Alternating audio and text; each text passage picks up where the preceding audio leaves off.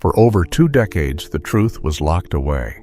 But now, a handwritten letter by Princess Diana has surfaced, and it changes everything. In her own words, Diana reveals chilling fears, heartbreaking regrets, and a warning the palace never wanted the world to hear. Why was this letter hidden for so long? Who kept it buried, and what does it reveal about the forces working against her? This isn't just royal drama. This is a mother's final truth, uncovered at last. What Diana wrote in private may be the most powerful message she ever shared. Ready to read what they tried to erase? The discovery that shook the crown. It began with a whisper, a quiet listing at a private auction in London. No flashing headlines, no grand announcement. Just one small description buried in a sea of royal memorabilia. Personal letter written by Diana, Princess of Wales. But when experts opened the envelope, they were stunned. What they found was not just another royal note, it was a ticking time bomb. The letter, believed to be written just months before Diana's tragic death in 1997, wasn't filled with royal schedules or formal greetings. It was raw, it was real, and it was terrifyingly honest. Diana had poured out her emotions, her heartbreak, her fears, and her final truths. It was clear she knew something was wrong. She wrote, "There are powers at play that are beyond anything we can imagine." That one sentence left everyone frozen. What made this discovery even more shocking was where it was found. Not in the royal archives, not in an official biographer's office, but in the private estate of a family friend who had kept it hidden for years. Some say they were afraid to speak out. Others believe they were directly told not to. Why? Because this letter exposed the truth the palace never wanted the world to see. What's more, once the letter was authenticated, palace insiders confirmed the chilling rumor. Yes, the royals knew about this letter. And yes, steps were taken to make sure it never became public. One aide even admitted off the record, "We were told to keep it sealed, out of sight. It wasn't for public eyes." That alone raised eyebrows. What was the palace trying to bury? And why? This wasn't just about a hidden letter. It was about a woman finally being heard in her own words. But what exactly did Diana say? What truths did she want the world to know before it was too late? In her own handwriting, she gave us a glimpse into her pain, her fears, and her love for her sons. Let's look inside. What the letter really said. The contents of Diana's hidden letter were emotional, intense, and deeply personal. These weren't the words of a public figure. These were the words of a mother, a woman, and a human being under enormous pressure. In her own hand, she wrote about being isolated and unheard, her voice drowned out by the institution around her. One of the most powerful lines in the letter read, "I am existing, not living." Those 6 words cut deeper than any headline ever could. Diana wasn't just sad, she was suffocating. She described the palace as a place full of smiles that never reach the eyes, and walls that listen but never speak. She felt trapped, not just by the media, but by the people closest to her. She also wrote about her sons, specifically her fear that they would be raised in a world that didn't let them feel. "William must never lose his kindness," she wrote. "That's what makes him human." It's clear Diana was worried that the pressures of being royal would harden him, the way it had hardened others before him. She wanted him to grow up with empathy, not just a crown. And then there was the chilling part. Diana mentioned that she felt she was being watched, followed, and targeted. She said she couldn't shake the feeling that something bad was going to happen. One line read, "If anything happens to me, please protect the boys." That wasn't just emotional, it was prophetic. And now we have to ask, was this letter not just a warning, but a farewell? Now we know what Diana really said, in her own words. She didn't hold back, because she knew her time might be short. But why did the palace work so hard to keep this quiet? Who had the most to lose if Diana's truth came out? As we dig deeper, we uncover a royal cover-up that might go deeper than anyone ever imagined. The monarchy's most guarded secret. When the letter first surfaced, many assumed it was just forgotten, misplaced. But that wasn't the truth. Behind closed doors, palace insiders confirmed what Diana feared most. Her voice was intentionally silenced. The letter had been known about for years. And people at the very top of the royal chain allegedly made sure it stayed hidden. A senior staff member who spoke anonymously claimed, "The letter was too emotional, too raw. It didn't align with the image we wanted to protect." That one statement revealed so much. The royal machine wasn't just about heritage and honor. It was about control. Diana, in their eyes, had become a risk. This wasn't the first time her voice had been covered up. We remember the Martin Bashir interview in 1995 where she said, "There were 3 of us in this marriage." That interview shook the monarchy. But behind the scenes, she faced enormous pressure. She was warned not to speak publicly again. So when she wrote this letter, she made sure it would survive, even if she didn't. But instead of honoring her words, the letter was buried, locked away in a private file.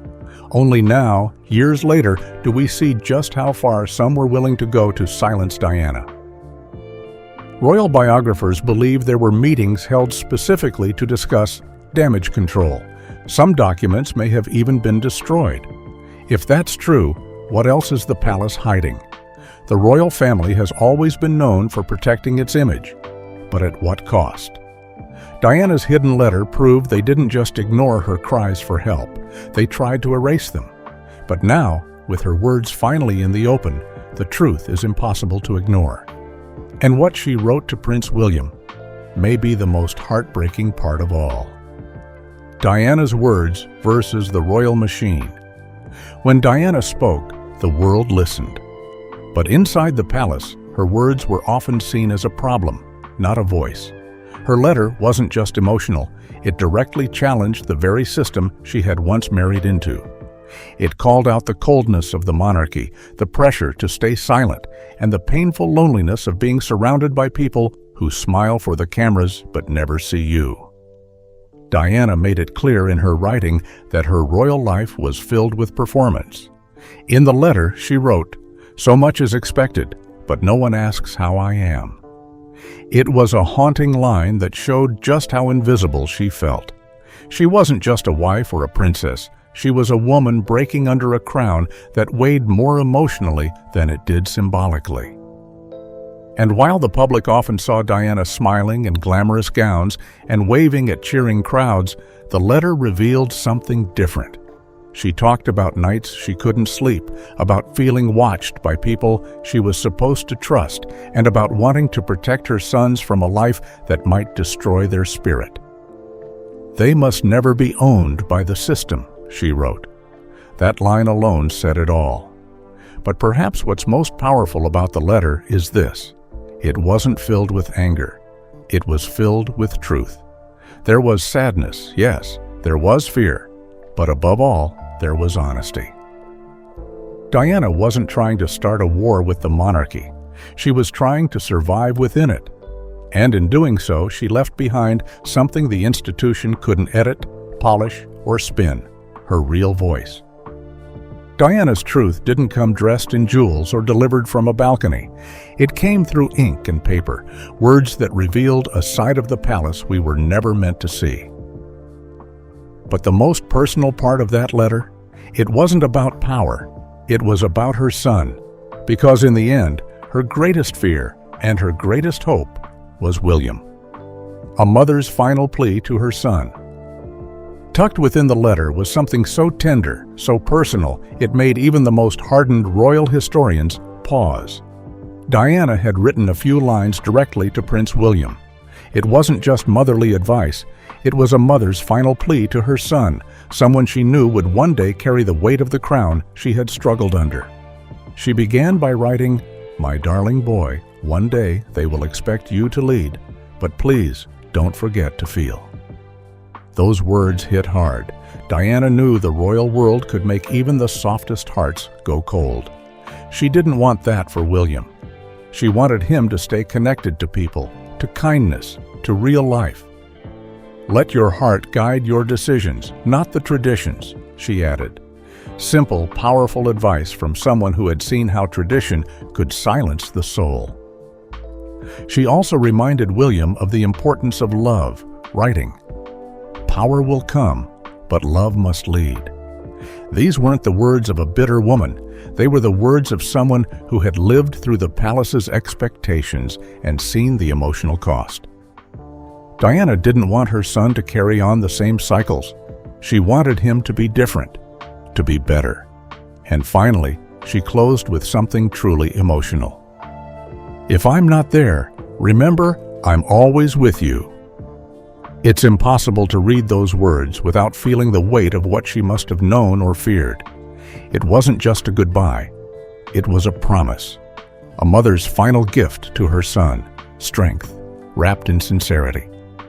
That final message to William may have been the most honest thing ever written by a royal. And it wasn't written for history books or the media. It was just for him.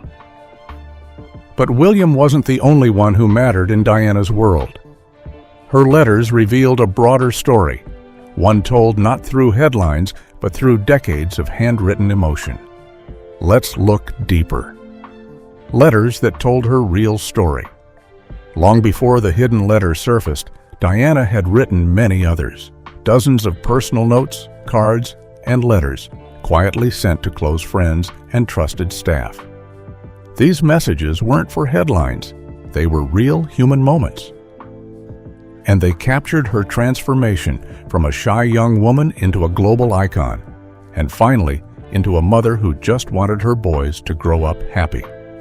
One letter dated July 8, 1981, just weeks before her royal wedding, showed a young Diana still full of hope.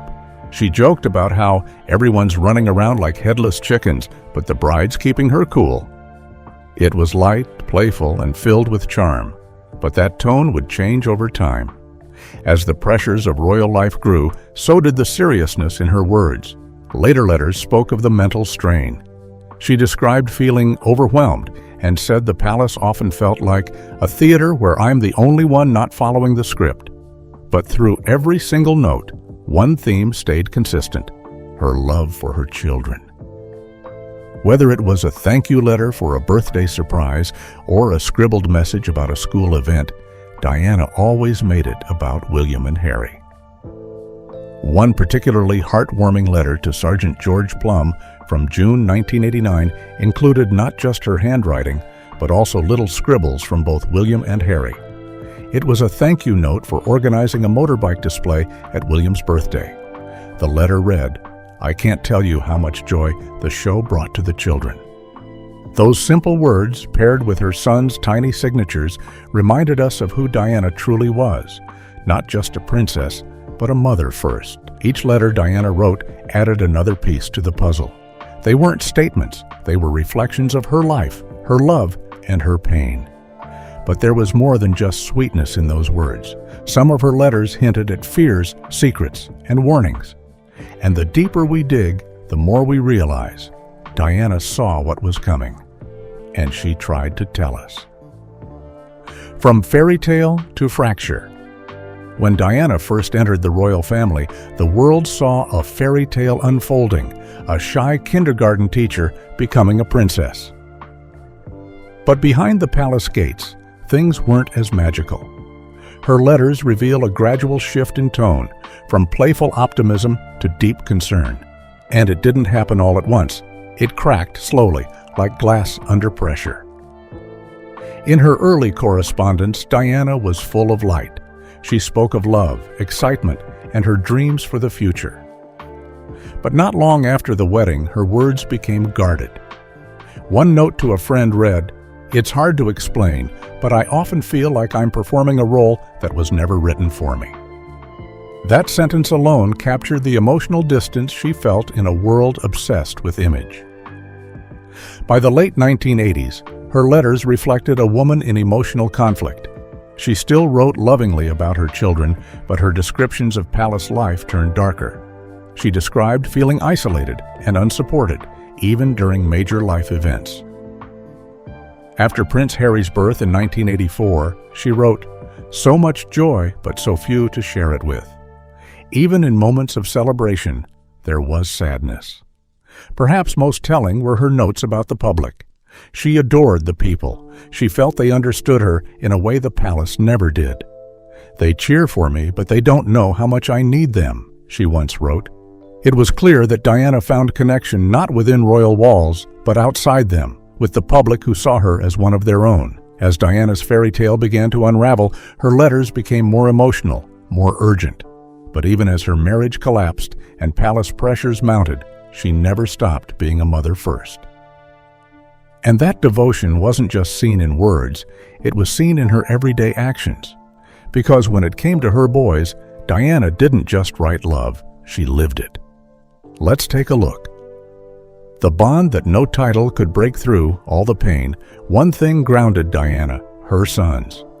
William and Harry weren't just part of her life, they were her life. Her letters, interviews, and even her photographs showed it. And despite the chaos around her, she worked hard to make sure their world felt safe, loving, and above all, real. She didn't want them raised in the cold, traditional way that past royals had experienced. Instead, she insisted on being hands-on. She personally dropped them off at school, played games with them, and wrote notes for their lunchboxes. She even once said, "Being a mother comes before being a princess." Every time. It wasn't just a quote, it was how she lived.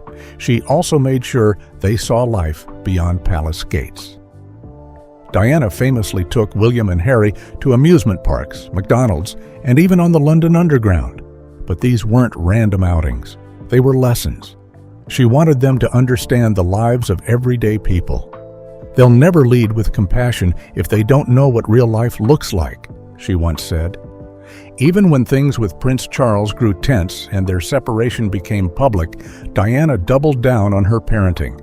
She attended their school events, comforted them during media storms, and did everything she could to protect their innocence.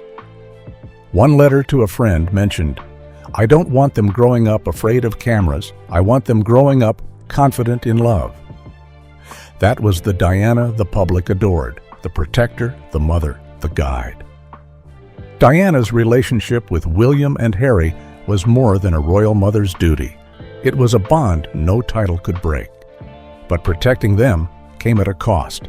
The more she fought to give them a normal life, the more she clashed with royal tradition. And even as she shielded them, another battle was growing, one with the media, the monarchy, and her own fears. Diana the Protector. While many viewed Diana as a global icon, she saw herself as something far simpler, a mother doing her best. But her role as protector went far beyond school runs and birthday parties. Behind the scenes, she was fighting for her son's privacy, safety, and freedom, often against forces far more powerful than the press ever knew. Diana made a deal with photographers in the early years. She'd allow access for certain public moments, like the boys' first day at school, in exchange for being left alone during private time. It was a smart move. But it didn't last. As William and Harry grew older, the media pressure intensified. Diana's letters show how stressful it became. In one note she wrote, "They deserve to have moments that aren't for sale." But the pressure wasn't just from paparazzi. Inside the palace, Diana constantly fought for her right to raise the boys her way. She wanted them to have love, not just lineage. And she pushed back when she felt the royal machine was turning them into distant figureheads. "They're not ornaments for the balcony," she once said. "They're little boys, my boys." She also understood how fame could distort their view of the world. That's why she introduced them early to charity work. From hospitals to homeless shelters, Diana made sure William and Harry saw real pain and real kindness. One letter described her joy when William asked, "Can I go back and help again?" That moment told her she was doing something right. Most of all, Diana worked to teach them emotional intelligence, something not often associated with royal life. She believed feelings were a strength, not a weakness. I tell them it's okay to cry, that it's okay to care, she once said. In doing so, she didn't just raise princes. She raised humans. Through every letter, every outing, and every act of quiet defiance, Diana redefined what it meant to be a royal mother. But her biggest battle was still ahead. As the media grew more ruthless and her ties to the palace strained further, she began to fear for something bigger than just her reputation. She feared for her life. And she put that fear into writing. Childhood in a Crown. Diana didn't want her sons to grow up like most royal children, trapped behind gates, taught to wave, and raised to follow protocol before feeling anything. She had a different vision, a plan. She wanted them to have what she called a real childhood, and she was willing to bend every royal rule to make that happen. From the very beginning, Diana chose schools near Kensington Palace so she could personally drop off and pick up William and Harry. She ignored royal tradition that said nannies and drivers should handle that. "Why wouldn't I walk my sons to school? I'm their mother, not their staff," she reportedly told a friend. It was a small action, but a bold message. She also made sure they experienced the same joys other kids had. Fast food runs to McDonald's weren't about burgers. They were about breaking down barriers. Riding the London Underground wasn't about saving time. It was about seeing the city through everyday eyes. These moments weren't royal stunts. They were parenting with purpose. One of her bodyguards, Ken Worf, said she would even wear sunglasses and simple jackets to blend in on public outings. Diana planned these experiences so her sons would know life outside the palace bubble. "How can they care about people they've never met?" she once asked. It was a question that drove everything she did. And it wasn't just outings. Diana built relationships for her children that mattered. She surrounded them with nannies, teachers, and friends who treated them like kids, not kings in training. She believed character came from connection, not ceremony. And in her letters, she often wrote about making memories that last beyond headlines. That was her quiet revolution. Diana's plan for a normal life was more than a parenting choice. It was a statement. She wanted William and Harry to be more than just heirs. She wanted them to be men of empathy, not entitlement. But even as she tried to build that future, the pressures closing in around her were impossible to ignore, and her fears soon took a terrifying turn. "Don't worry, Mommy. I'll give it back to you." When Diana lost her royal title after the divorce in 1996, it wasn't just political. It was deeply personal. She would no longer be called Her Royal Highness. In royal protocol, that meant she'd have to bow, even to her own sons one day. The idea crushed her. But in her pain, William gave her a moment of hope she never forgot. According to former staff, Diana confided in her 14-year-old son, sharing her sadness. "It's silly, I know," she told him, "but it hurts." That's when William reportedly responded with words that would later become iconic. "Don't worry, Mommy. I'll give it back to you one day when I'm king." It wasn't just a comforting line. It was a promise. That exchange, though never officially confirmed by the palace, is remembered by her former butler, Paul Burrell, as one of the most emotional moments of Diana's final year. It showed the depth of love between mother and son, a relationship untouched by status or ceremony. And it reminded Diana that her voice still mattered, to the people who mattered most. Without her royal duties, Diana refocused her energy on the causes she cared about: homelessness, HIV awareness, and landmine victims. But no matter how far her charity work took her, she stayed grounded in motherhood. Her letters from this time mention William and Harry constantly, always asking how they were doing, always expressing pride in the young men they were becoming. Her identity had changed, but her purpose had not. And even as she stepped away from the royal spotlight, her influence on her sons was only growing stronger. She told friends she was finally living by her own rules. "I lost the title," she said once, "but I finally found myself." But the peace she found would be short-lived. William's words gave Diana hope. Her sons gave her strength. But as she found her own voice outside the palace, new dangers began to surround her. Diana began to speak of being watched. She grew more fearful, more anxious. And then, in a letter that would shock the world, she made a chilling prediction about her own death. The letter that warned of her death? It was October 1995 when Diana sat down and wrote one of the most disturbing letters of her life. It was addressed to her butler, Paul Burrell. In it, she claimed her life was in danger, and she believed the threat came from inside the palace. The words on the page were terrifying.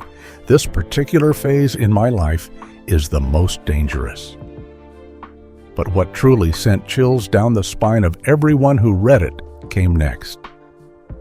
My husband is planning an accident in my car, brake failure and serious head injury. That exact description would mirror the crash that took her life less than 2 years later. How could she have known? Was it fear or something more? The palace never officially responded to the letter, but its existence has been confirmed and documented. Some claimed it was paranoia. Others believed it showed how truly unsafe Diana felt in her final years. She believed her movements were being tracked, her phone calls monitored. And after her explosive Panorama interview with Martin Bashir, those fears only grew stronger. In that now infamous interview, she said, "There's a strong urge in me to protect my sons from this machine." She didn't name names, but her meaning was clear. Diana wasn't just afraid of the media, she was afraid of the system itself, the institution, the silent forces that had once embraced her, then pushed her out. Whether her letter was a prophecy or a final warning, one thing is certain. Diana felt unsafe. She wrote those words with urgency, with purpose.